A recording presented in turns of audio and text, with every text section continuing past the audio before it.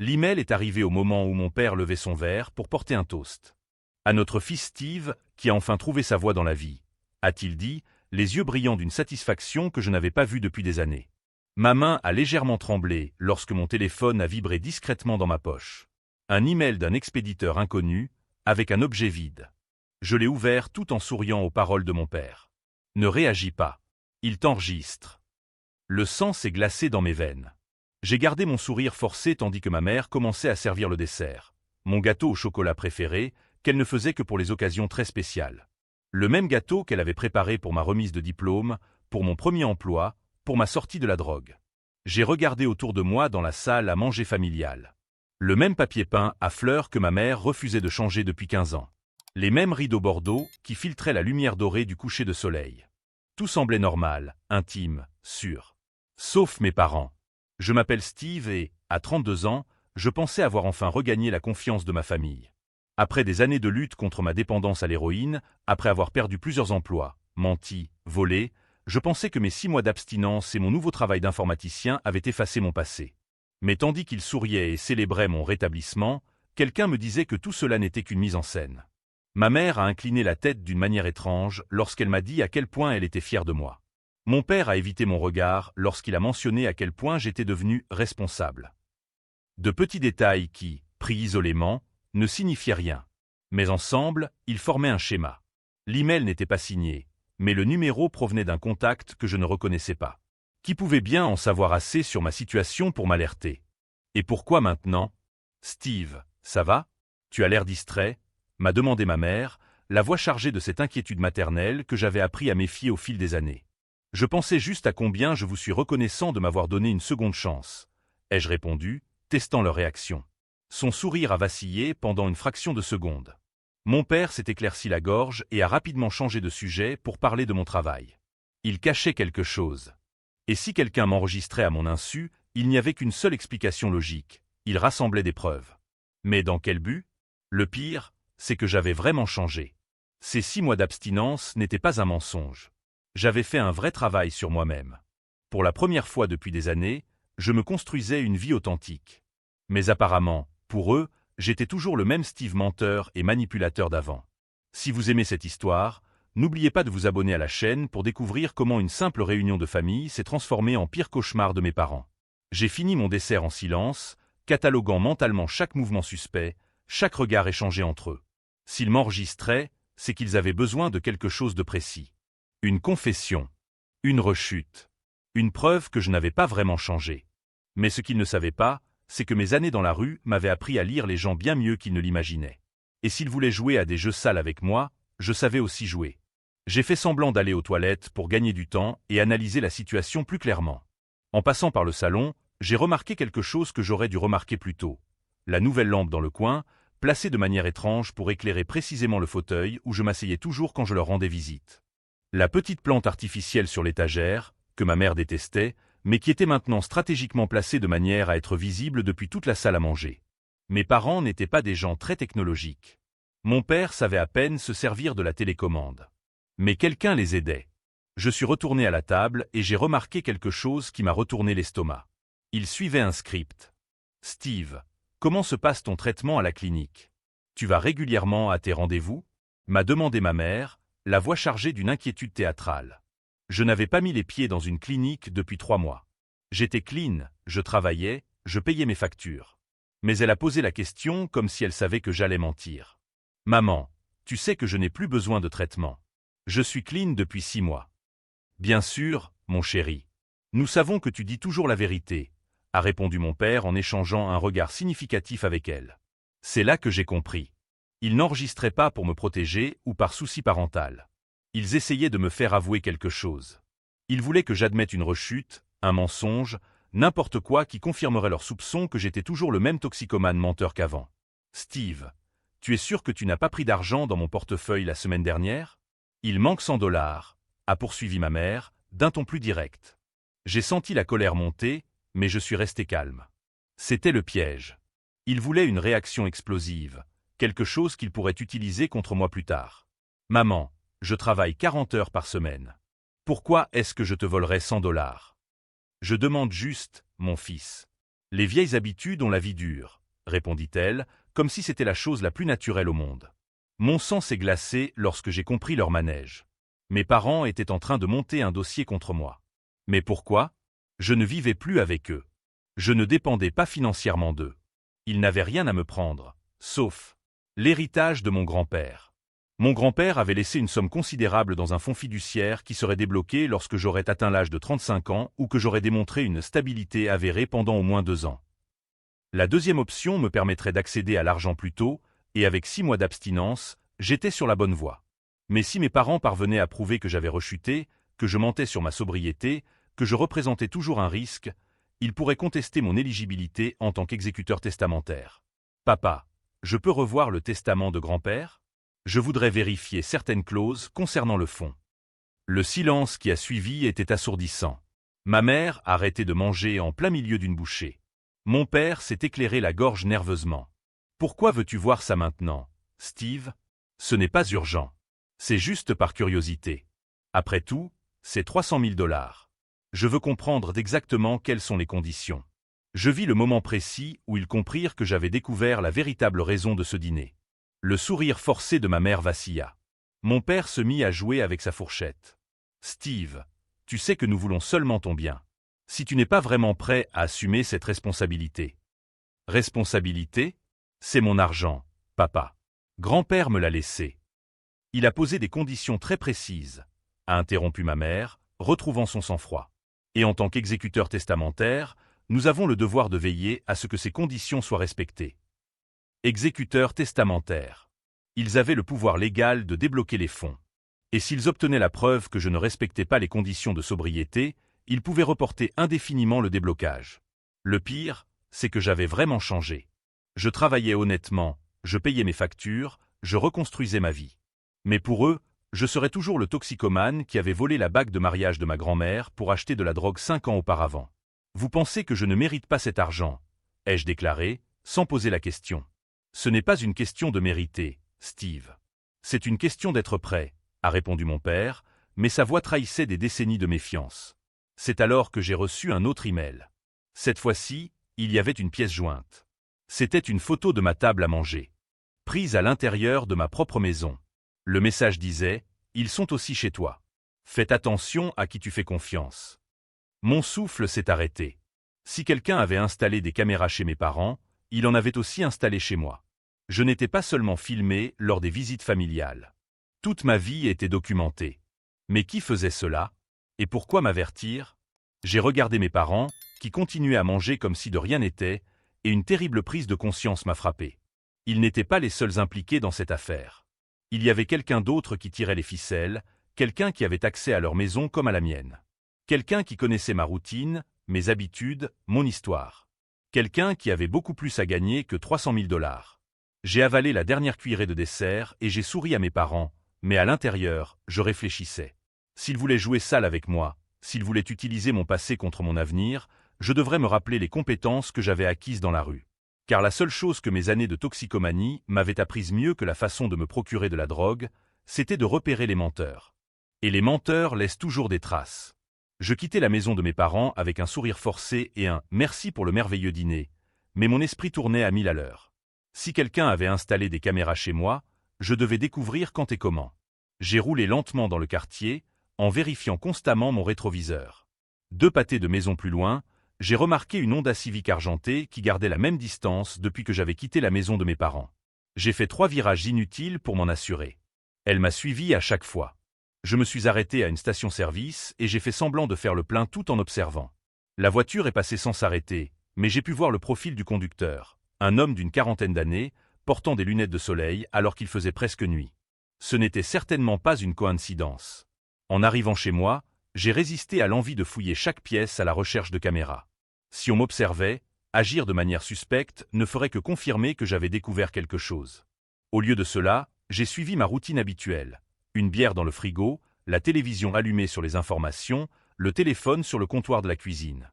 Mais tout en regardant les informations, je cataloguais mentalement chaque élément qui semblait hors de sa place. Le cadre photo tournait de 2 degrés vers la droite. La plante artificielle que je détestais, mais que j'avais reçue de ma mère le mois dernier. Le nouveau routeur Internet que le technicien avait installé gratuitement la semaine dernière, en disant qu'il s'agissait d'une mise à jour de la compagnie. Mon sang s'est glacé. Le technicien. Je me souvenais parfaitement de la situation. Un jeune homme en uniforme, avec un badge de la compagnie Internet. Il a dit qu'il faisait des mises à jour gratuites dans le quartier pour améliorer la vitesse. Il est resté chez moi pendant près de 2 heures, prétextant que le signal était instable et qu'il devait calibrer certains équipements. Je travaillais à la maison ce jour-là, complètement concentré sur un projet urgent.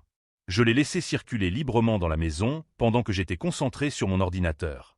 Il avait largement le temps d'installer des caméras discrètes à des endroits stratégiques. J'ai pris mon téléphone et j'ai appelé la société Internet. Après avoir attendu 15 minutes au téléphone et avoir été transféré 3 fois, j'ai enfin pu parler à un superviseur. « Nous n'avons pas prévu de mise à jour dans votre quartier la semaine dernière, monsieur », m'a-t-il dit, d'une voix empreinte d'une inquiétude sincère. « Et nous ne faisons absolument pas de visites non sollicitées. Vous devriez porter plainte. » J'ai raccroché, les mains tremblantes. Ce n'était pas de la paranoïa.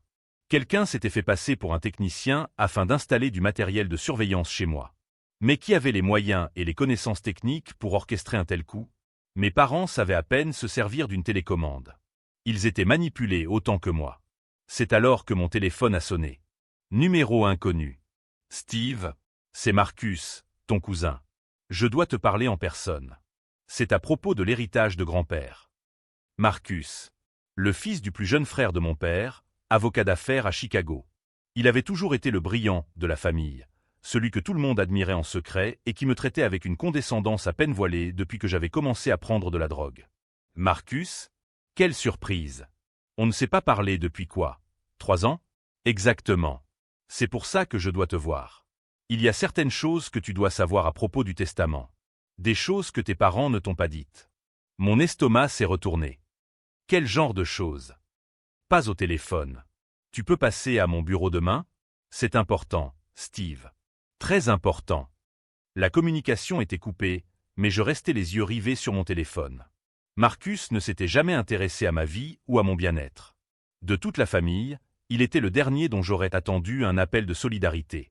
À moins que la solidarité ne soit pas son objectif. J'ai repensé à la chronologie des événements. Marcus était avocat spécialisé dans les successions. Il travaillait pour un grand cabinet, avait des relations, des ressources. Et surtout, il avait toujours été jaloux que grand-père ait laissé la plus grande partie de son héritage à moi, le mouton noir de la famille.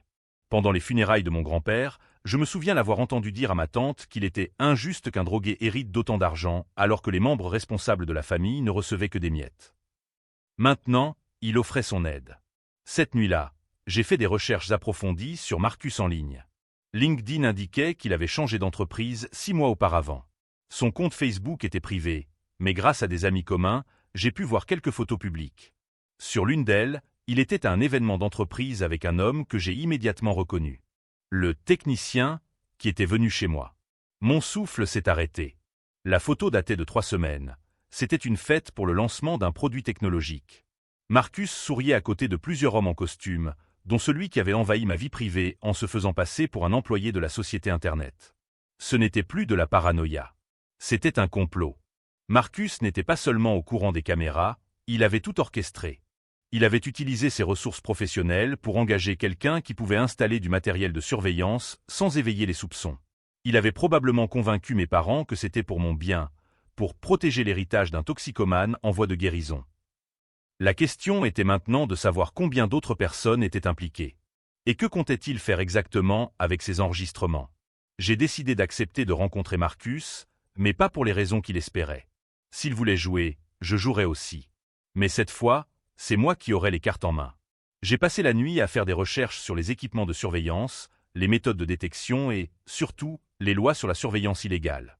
J'ai découvert qu'enregistrer quelqu'un sur une propriété privée sans son consentement était un crime fédéral, passible d'une lourde amende et d'une peine de prison. Marcus avait peut-être un diplôme en droit, mais j'avais quelque chose qu'il sous-estimait, des années d'expérience avec des gens qui me voulaient du mal. Et dans la rue, j'ai appris que la meilleure défense contre les conspirateurs est de devenir un meilleur joueur qu'eux. Le lendemain matin, j'ai acheté un enregistreur numérique discret et j'ai répété quelques phrases clés que je voulais que Marcus dise. S'il complotait contre moi, je le ferais avouer sans même s'en rendre compte. Car la différence entre lui et moi était simple. Il jouait pour protéger sa fierté et gagner de l'argent.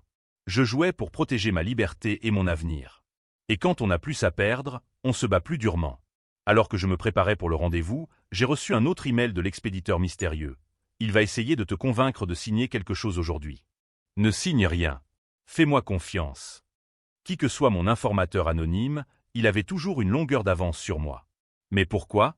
Et comment cette personne était-elle au courant de tous les rouages de la conspiration? Ces questions devraient attendre. Marcus m'attendait, et j'avais un rôle à jouer. Le bureau de Marcus se trouvait au 23e étage d'un immeuble aux façades miroitantes dans le centre-ville. Pendant que l'ascenseur montait, j'ai testé l'enregistreur numérique caché dans la poche intérieure de mon blazer. Tout fonctionnait parfaitement. Je suis arrivé 15 minutes avant l'heure prévue, ce qui m'a laissé le temps d'observer la réceptionniste et le fonctionnement des lieux. Un cabinet d'avocats typique, mobilier coûteux, atmosphère intimidante, conçu pour que les clients se sentent petits. Marcus m'a accueilli avec un sourire qui ne trompait personne. Au cours des 5 dernières années, il avait pris environ 15 kilos et perdu la moitié de ses cheveux, mais il avait toujours cette arrogance de celui qui se croit plus intelligent que tout le monde. Steve, content de te voir. Cousin, comment vas-tu? Bien, Marcus. Merci d'avoir pris rendez-vous. Tu as dit que c'était à propos de l'héritage? Il m'a conduit dans son bureau, a fermé la porte et m'a fait signe de m'asseoir dans un fauteuil en cuir qui coûtait probablement plus cher que mon salaire mensuel. Steve, je vais être direct. Tes parents s'inquiètent pour toi. Nous y étions. Le scénario que j'attendais. Inquiet comment? Ils pensent que tu n'es peut-être pas tout à fait honnête au sujet de ta sobriété. Et en tant qu'exécuteur testamentaire de ton grand-père, je dois enquêter sur toute allégation susceptible d'affecter ton éligibilité. Je gardais une expression neutre, mais intérieurement, je souriais. Il suivait exactement le scénario que j'avais prévu. Marcus, je suis clean depuis 6 mois. J'ai un emploi stable, je paie mes factures. Oui, je sais. Mais vous comprenez que 6 mois, ce n'est pas très long, compte tenu de vos antécédents. La façon dont il a prononcé le mot « antécédent » reflétait tout le préjugé d'une famille qui ne m'avait jamais pardonné mes erreurs passées. Vos parents ont mentionné certaines incohérences dans votre comportement récent. Quel genre d'incohérence? Marcus a ouvert un dossier sur la table. À l'intérieur, il y avait des photos imprimées, des captures d'écran de vidéo.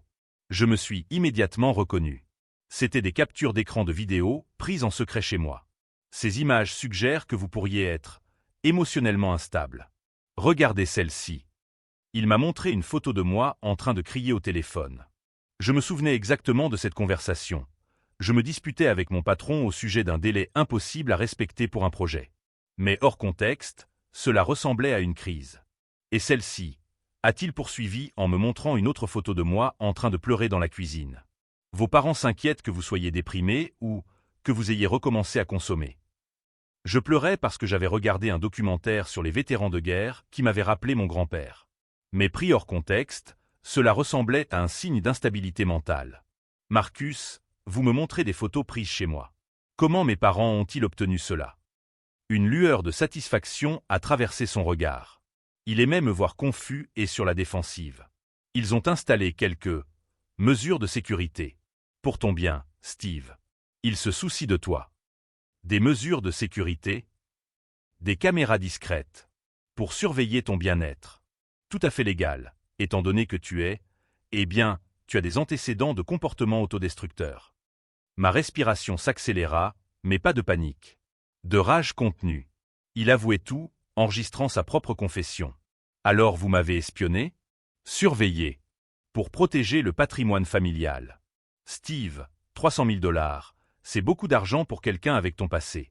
Grand-père a peut-être inclus ces clauses quand il avait encore espoir que tu t'en sortes, mais la réalité est que les toxicomanes restent rarement clean très longtemps. Il allait trop loin, en révélant plus qu'il ne le voulait. Depuis quand avez-vous planifié tout ça? Marcus s'est calé dans son fauteuil, se sentant clairement en contrôle de la situation. Steve, ton grand-père m'a nommé co-exécuteur testamentaire pour une raison. Il savait que quelqu'un devrait te protéger de tes propres mauvaises décisions. Si nous parvenons à prouver que tu n'es pas apte à gérer cette somme, à qui ira l'argent? Il serait redistribué entre les autres bénéficiaires. Ta tante Margaret, moi-même, tes parents recevraient des parts plus importantes. Bingo! Une motivation financière claire, admise dans l'enregistrement. Et les caméras, c'était votre idée. C'était ma suggestion, oui. J'ai engagé une société spécialisée dans les enquêtes familiales. Très discrète, très professionnelle. Si vous suivez cette histoire jusqu'ici, n'oubliez pas de vous abonner à la chaîne, car ce qui va suivre va vous montrer comment un plan apparemment parfait peut se transformer en la plus grande erreur de la vie de quelqu'un. Marcus, puis-je voir le contrat avec cette entreprise? Il a hésité pour la première fois. Pourquoi voulez-vous voir ça? Par curiosité professionnelle. Je travaille dans le domaine de la technologie, vous vous souvenez? Ce doit être un système très sophistiqué. Son ego l'emporta sur sa prudence. Il ouvrit un autre fichier et me montra un contrat avec une entreprise appelée Meridian Security Solutions. Je pus voir le montant, 15 000 $ pour 3 mois de surveillance discrète à domicile. 15 000. Mec, vous avez pris ça au sérieux. L'investissement en vaut la peine pour éviter de gaspiller 300 000 $. J'ai continué à lire le contrat posé sur la table. Le nom du technicien qui s'était introduit chez moi était indiqué comme opérateur de terrain. David Chen. Ce David Chen, il est bon? Le meilleur. Ancien militaire, spécialiste en surveillance électronique. Pratiquement invisible. Marcus était clairement fier de son opération élaborée. Et plus il était fier, plus il me donnait de preuves. Combien de caméras a-t-il installées? Suffisamment. Salon, cuisine, bureau. Les endroits où tu passes le plus de temps. Et vous visionnez les enregistrements. Je les analyse moi-même chaque semaine. Je recherche des comportements indiquant une consommation de substances ou une instabilité mentale. Il se pencha en avant, sa confiance désormais totalement renforcée. Steve, je vais être honnête. Les preuves que nous avons déjà recueillies sont plus que suffisantes pour contester votre éligibilité. Vous avez fait preuve d'un comportement erratique, d'explosions émotionnelles, de troubles du sommeil. Des troubles du sommeil. L'insomnie est courante chez les consommateurs actifs. Vous restez éveillé jusqu'à 2 ou 3 heures du matin. Parfois, vous marchez dans la maison sans but apparent. Je restais éveillé tard pour travailler sur des projets freelance afin de gagner un peu plus d'argent. Mais pour lui, c'était une preuve de consommation de drogue. Marcus, vous croyez vraiment que je consomme à nouveau? Il m'a regardé avec cette expression de pitié condescendante que je détestais. Steve, statistiquement, 90% des héroïnomanes rechutent dans l'année qui suit. Tu fais peut-être des efforts, mais tes chances de réussite à long terme sont minimes. Il vaut mieux pour tout le monde que l'argent aille à des gens qui peuvent l'utiliser de manière responsable. Voilà. Il avait avoué non seulement le complot, mais aussi ses véritables motivations. Ce n'était pas pour protéger ma famille, c'était de la cupidité déguisée en inquiétude. Alors vous avez déjà décidé que j'allais échouer. Nous avons décidé de nous préparer à la réalité la plus probable. Je me suis levé de ma chaise, feignant la défaite. Marcus, vous avez raison.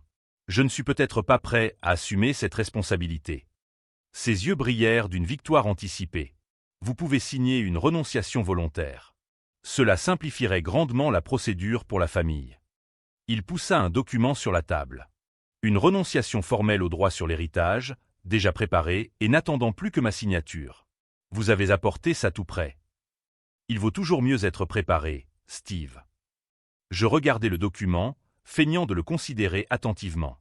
En réalité, je mémorisais chaque mot, chaque clause qu'il avait incluse. Je peux l'emporter chez moi pour y réfléchir. Bien sûr. Mais ne tardez pas trop. Plus le temps passe, plus nous risquons de découvrir des preuves gênantes. C'était une menace voilée. Si je ne signais pas volontairement, ils augmenteraient la pression. Je quittai le bureau avec la démission en main et le magnétophone dans ma poche, rempli de confessions incriminantes. Marcus pensait m'avoir intimidé pour que je me soumette. Mais dans l'ascenseur, j'étais déjà en train d'élaborer la deuxième phase de mon plan. S'ils voulaient jouer sale, j'étais sur le point de leur montrer que j'avais appris bien plus dans la rue que simplement comment me procurer de la drogue. J'avais appris que les prédateurs sous-estiment toujours leur proie. Et Marcus venait de commettre l'erreur la plus coûteuse de sa vie. Le lendemain matin, j'ai appelé Marcus. Cousin, j'ai décidé de signer la démission. Tu avais raison sur tout. Je pouvais entendre la satisfaction dans sa voix lorsque nous avons fixé un autre rendez-vous dans son bureau pour officialiser la décision. Il pouvait à peine cacher son excitation d'avoir réussi à manipuler le drogué instable pour qu'il renonce volontairement à 300 000 $. Mais cette fois, je n'y allais pas seul. 2 heures avant le rendez-vous, je me suis garé devant l'immeuble de Marcus et j'ai appelé mon contact à la société Internet, le superviseur qui m'avait confirmé qu'aucun technicien n'avait été envoyé chez moi. Monsieur, Nous avons réussi à localiser l'équipement non autorisé installé dans votre résidence. Le signal est transmis à un serveur privé enregistré au nom de Meridian Security Solutions. Parfait. Encore plus de preuves. Et il y a autre chose, a-t-il poursuivi. Nous avons découvert que quelqu'un accède à distance à votre connexion depuis des semaines. Il télécharge des fichiers depuis votre ordinateur personnel. Mon sang s'est mis à bouillir. Non seulement on m'espionnait, mais on volait mes données personnelles. Je suis arrivé au bureau de Marcus avec 15 minutes d'avance, mais cette fois-ci, j'étais accompagné. Le détective Rodriguez de la division des crimes informatiques et mon avocate, Sarah Chen. Ils ont attendu au rez-de-chaussée pendant que je montais. Marcus m'a accueilli avec ce sourire condescendant de quelqu'un qui pense avoir gagné. « Steve, je suis ravi que vous ayez vu raison. C'est mieux pour tout le monde. » Marcus, avant de signer, j'ai besoin de clarifier certaines choses. Vous avez mentionné hier que vous aviez engagé une société pour me surveiller? Oui, pour votre propre bien. Pourquoi cette question? J'ai discrètement activé l'enregistreur de mon téléphone portable. Une deuxième enregistrement ne fait jamais de mal. Je veux juste confirmer les détails. Meridian Security Solutions, c'est bien ça? Exactement. David Chen a fait un travail exceptionnel. 15 000 $ bien investis. Et ils ont installé des caméras chez moi à mon insu. Marcus a ri, se détendant complètement dans son fauteuil. Steve, vous avez signé un formulaire de consentement lorsque vous avez rendu visite à vos parents. Vous vous en souvenez? Ce document sur les mesures de sécurité familiale? Techniquement, vous avez autorisé la surveillance. Mon estomac s'est retourné. Il avait raison. J'avais signé un document pendant le dîner, pensant qu'il s'agissait d'une simple formalité concernant l'assurance habitation. En réalité, c'était une autorisation de surveillance. Très malin, Marcus. Merci. Maintenant, signons cette décharge et mettons cette affaire derrière nous. C'est alors que mon téléphone a sonné. Le détective Rodriguez. Marcus, excuse-moi. C'est un appel important. Je répondis devant lui, en mettant le haut-parleur. Monsieur Steve, ici l'inspecteur Rodriguez. Nous sommes au rez-de-chaussée de votre immeuble avec un mandat de perquisition pour Marcus Thompson. Pouvez-vous descendre, s'il vous plaît? Le visage de Marcus perdit toute couleur. Un mandat? De quoi parlez-vous? Je raccrochai et le regardai avec un calme que je ne ressentais pas. Marcus, hier, vous avez avoué avoir engagé des services de surveillance illégaux, accédé à mes données personnelles sans autorisation et conspiré pour me priver frauduleusement d'un héritage. Tout a été enregistré. Vous ne pouvez pas, ce n'est pas légal. En fait, c'est tout à fait légal. Nous étions dans un lieu public, vous avez avoué de votre plein gré et je me défendais contre une conspiration criminelle. J'ai appuyé sur « Play » pour lancer l'enregistrement de la veille. Sa propre voix résonna dans la pièce. J'ai engagé une société spécialisée dans les enquêtes familiales. 15 000 $ pour 3 mois de surveillance discrète à domicile. Tu m'as trompé, s'écria-t-il en se levant de sa chaise. Non, Marcus. J'ai simplement utilisé les mêmes tactiques que toi. La différence, c'est que les miennes étaient légales. À ce moment-là, le détective Rodriguez entra dans le bureau avec 2 agents. Marcus Thompson, vous êtes en état d'arrestation pour violation de la vie privée, accès non autorisé à des données personnelles, complot et fraude testamentaire. Pendant qu'il lui lisait ses droits, Marcus me regardait avec un mélange de haine et d'incrédulité. Tu as planifié tout ça. En fait, Marcus, c'est toi qui as tout planifié. Je n'ai fait que documenter. C'est alors que j'ai reçu un autre email de mon mystérieux informateur. Félicitations. Maintenant, regarde dans le tiroir droit de son bureau. Pendant que les policiers menottaient Marcus, je me suis approché du bureau. Dans le tiroir, il y avait un dossier intitulé « Projet Steve », contenant des documents détaillant toute la conspiration, le calendrier, les budgets et même les scripts des conversations que mes parents devaient avoir avec moi. Mais ce qui m'a choqué, c'est la dernière page. Un accord préliminaire transférant l'administration de l'héritage à Marcus en cas d'incapacité avérée du bénéficiaire initial. Il n'essayait pas seulement de me faire renoncer. Il prévoyait de me déclarer légalement incapable et de prendre le contrôle total de l'argent. « Détective, vous devriez voir ça », dis-je en lui tendant le dossier. Rodriguez feuilleta les documents et siffla doucement. « Ça change tout. Ce n'est pas seulement une atteinte à la vie privée, c'est une fraude à l'échelle fédérale. » Marcus s'était emmené lorsqu'il a crié une dernière fois. « Vous croyez que c'est fini? Vos parents ont toujours les enregistrements. Ils peuvent encore prouver que vous êtes instable. » J'ai souri pour la première fois depuis des jours. En fait, Marcus, à propos de ça. J'ai montré un autre document de mon dossier, une ordonnance du tribunal que j'avais obtenue la veille, sur la base des preuves dont je disposais déjà. Tous les enregistrements ont été confisqués comme preuve d'un crime informatique. Et mes parents? Eh bien, ils devront expliquer à un juge fédéral pourquoi ils ont participé à un complot contre leur propre fils. L'expression sur le visage de Marcus, lorsque les portes de l'ascenseur se sont fermées, est quelque chose que je garderai à jamais en mémoire. C'était le moment précis où il a réalisé qu'il avait complètement sous-estimé sa victime. Alors que je sortais du bâtiment, mon téléphone a sonné. C'était ma mère. « Steve, la police est là. Ils veulent nous parler des caméras. Que se passe-t-il? » « Maman, vous allez devoir répondre de vos choix. Tout comme j'ai dû répondre des miens pendant toutes ces années. » J'ai raccroché et j'ai regardé mon avocate. « Sarah, combien de temps Marcus risque-t-il? » « Avec les preuves que nous avons, entre 5 et 10 ans. Et l'héritage? Maintenant que le complot a été dévoilé, mon éligibilité n'est plus remise en question. L'argent m'appartient de droit. Mais la véritable victoire n'était pas les 300 000 $. C'était d'avoir prouvé que le drogué instable, qu'il méprisait, en était devenu plus intelligent, plus stratégique et plus déterminé qu'aucun d'entre eux n'aurait jamais pu l'imaginer. Et le mystérieux informateur? Eh bien, j'ai découvert son identité la semaine suivante.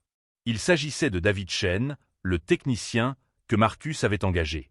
Apparemment, il avait enregistré toutes ses conversations avec Marcus pour se protéger juridiquement, et lorsqu'il a pris conscience de l'ampleur de l'opération, il a décidé qu'il ne voulait pas être complice de la destruction d'une famille. Parfois, même les mercenaires ont une conscience. 3 mois plus tard, j'étais assis dans le même café où tout avait commencé, mais cette fois de l'autre côté de la table. Marcus portait l'uniforme orange de la prison, menotté et escorté par 2 gardes. Ses yeux, autrefois arrogants, portaient désormais le poids de celui qui a découvert que le monde a des conséquences réelles. « Vous avez obtenu ce que vous vouliez », a-t-il murmuré en évitant mon regard. « En fait, Marcus, j'ai obtenu quelque chose de bien mieux. J'ai obtenu justice. » Le procès avait été un spectacle. Grâce aux enregistrements, aux documents et aux aveux, le procureur avait monté un dossier si solide que même le meilleur avocat pénaliste que Marcus avait pu engager n'avait pas pu le sauver.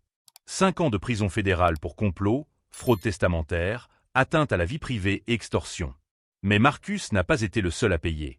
Mes parents ont été accusés de complicité, ce qui leur a valu 2 ans de probation et une lourde amende.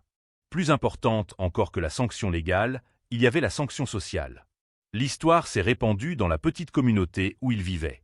L'homme qui s'était toujours enorgueilli d'être un patriarche respectable était désormais connu comme celui qui avait trahi son propre fils pour de l'argent. Ma mère m'a appelé une seule fois après le procès. « Steve, nous voulions juste protéger la famille. » « Maman, vous vouliez protéger l'argent. Protéger la famille, ça aurait été de croire en la transformation de votre propre fils. » Elle a pleuré au téléphone, mais je n'ai pas eu pitié d'elle. J'ai eu pitié du garçon qui avait grandi en pensant qu'il ne serait jamais assez bien pour ses propres parents. Ce garçon méritait mieux. David Chen, le véritable héros de cette histoire, a obtenu l'immunité totale en échange de son témoignage. J'ai découvert par la suite qu'il avait perdu un frère d'une overdose d'héroïne et qu'en voyant Marcus comploter contre quelqu'un en voie de guérison, il avait décidé qu'il ne serait pas complice de la destruction d'une seconde chance. « Votre histoire m'a rappelé mon frère », m'a-t-il dit après le procès. « Il n'a jamais eu la chance que vous avez eue. Je ne pouvais pas les laisser vous enlever ça. » Parfois, les anges se déguisent en techniciens en électronique. L'héritage a été entièrement débloqué 3 semaines après le procès. 300 000 $ qui représentaient bien plus que de l'argent.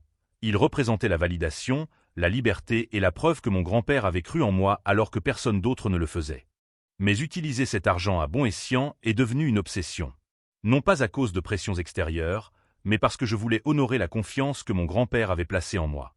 J'ai investi 100 000 $ dans mes études et j'ai terminé une formation en cybersécurité dont j'avais toujours rêvé. Ironiquement, le fait d'avoir été victime d'une surveillance illégale m'a donné une perspective unique sur la protection numérique qui a impressionné mes professeurs et mes camarades. J'ai placé 100 000 $ dans un fonds d'urgence et dans des investissements prudents. J'ai appris dans la rue que la sécurité financière n'est pas un luxe, mais une nécessité fondamentale pour rester sobre. Les derniers 100 000 $, j'ai créé un fonds pour aider les personnes en rétablissement à reconstruire leur vie. Des programmes de formation professionnelle, une aide juridique, des logements temporaires. Des choses que j'aurais aimé avoir quand je sortais de la toxicomanie. La première personne que j'ai aidée était une femme de 40 ans nommée Lisa, qui était clean depuis 8 mois mais ne trouvait pas d'emploi à cause de son casier judiciaire. Aujourd'hui, elle gère 3 de nos centres de désintoxication. « Steve, tu m'as donné plus qu'une chance », m'a-t-elle dit à Noël dernier. « Tu m'as montré que le passé ne détermine pas l'avenir. » C'est drôle comme la vie fonctionne. Marcus a essayé d'utiliser mon passé de toxicomane pour me détruire. Il m'a finalement appris que ce même passé pouvait être ma plus grande force pour aider les autres. 6 mois après le procès, j'ai déménagé dans une nouvelle ville. Non par peur ou par honte, mais parce que je voulais prendre un nouveau départ, sans le poids des attentes et des préjugés de ceux qui ne me connaissaient que comme le drogué de la famille. Mon nouvel emploi dans la cybersécurité me rapporte plus en un mois que ce que je gagnais en 3 mois dans mon ancien travail. Mais la vraie richesse ne réside pas dans le salaire, mais dans la confiance que mon patron me témoigne, dans les projets importants qui me sont confiés, dans le respect de mes collègues qui ne voient en moi que Steve, le spécialiste de la protection des données. Personne au travail n'est au courant de mon passé de toxicomane. Non pas parce que j'en ai honte, mais parce que j'ai enfin atteint ce que j'ai toujours voulu, être jugé pour ce que je suis aujourd'hui, et non pour ce que j'étais hier. Il y a quelques semaines, j'ai reçu une lettre en prison. Elle était de Marcus. « Steve, j'ai passé ces derniers mois à réfléchir à ce que tu m'as dit. Tu avais raison sur tout. L'argent n'a jamais été une question de protection de la famille, mais de mon ego blessé de ne pas avoir été choisi par grand-père. Je te demande pardon, non pas parce que je veux que tu me pardonnes, mais parce que tu méritais une meilleure famille que nous. » Je n'ai pas répondu à la lettre. Pas par colère, mais parce que certaines blessures cicatrisent mieux dans le silence. Marcus doit trouver sa propre rédemption, tout comme j'ai trouvé la mienne. La leçon la plus importante que j'ai apprise n'était pas sur la vengeance ou la justice. Elle concernait la transformation. Pendant des années, j'ai laissé les gens me définir par mon pire moment. J'ai laissé le toxicomane que j'étais il y a 5 ans être plus réel que l'homme que je devenais. Marcus et mes parents ont commis la même erreur. Ils n'ont vu que le passé et ont complètement perdu le présent. Et en essayant de me maintenir prisonnier de l'ancienne version de moi-même, ils se sont retrouvés prisonniers de leur propre version.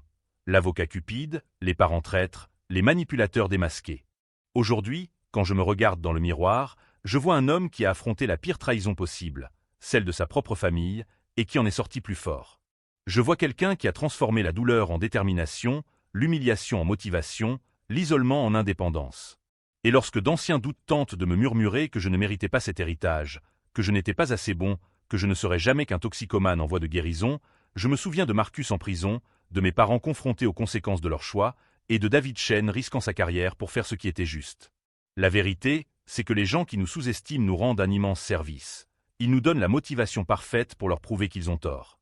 Le mois dernier, j'ai ouvert le 2e centre de désintoxication. Lors de la cérémonie d'inauguration, j'ai regardé la foule d'anciens toxicomanes qui sont aujourd'hui des employés productifs, des familles réunies, des personnes qui ont découvert que les secondes chances existent vraiment. Et j'ai enfin compris le véritable héritage que mon grand-père voulait laisser. Ce n'était pas les 300 000 $. C'était l'opportunité de prouver que le changement est possible, que les gens peuvent évoluer, que le passé ne doit pas être une prison. Si cette histoire de trahison familiale et de dépassement de soi vous a touché, n'oubliez pas de vous abonner à notre chaîne. Nous partageons des histoires de personnes qui ont transformé leur plus grande trahison en leur plus grande victoire, prouvant que parfois, être sous-estimé est la meilleure chose qui puisse arriver dans la vie. La dernière fois que j'ai eu des nouvelles de Marcus, il purgeait sa peine dans une prison fédérale, où il participait à un programme de réinsertion professionnelle. Mes parents ont déménagé dans un autre État, loin des regards jugements de la communauté. Et moi? Eh bien, demain, nous inaugurons notre 3e centre de réinsertion, et j'ai enfin compris que la meilleure vengeance n'est pas de détruire ceux qui nous ont trahis, mais de construire quelque chose d'aussi significatif que la trahison n'a plus aucune importance. Car au final, ceux qui passent leur vie à vouloir détruire les autres ne construisent jamais rien de durable. Mais ceux qui transforment la douleur en motivation laissent derrière eux un héritage qui transcende toute vengeance.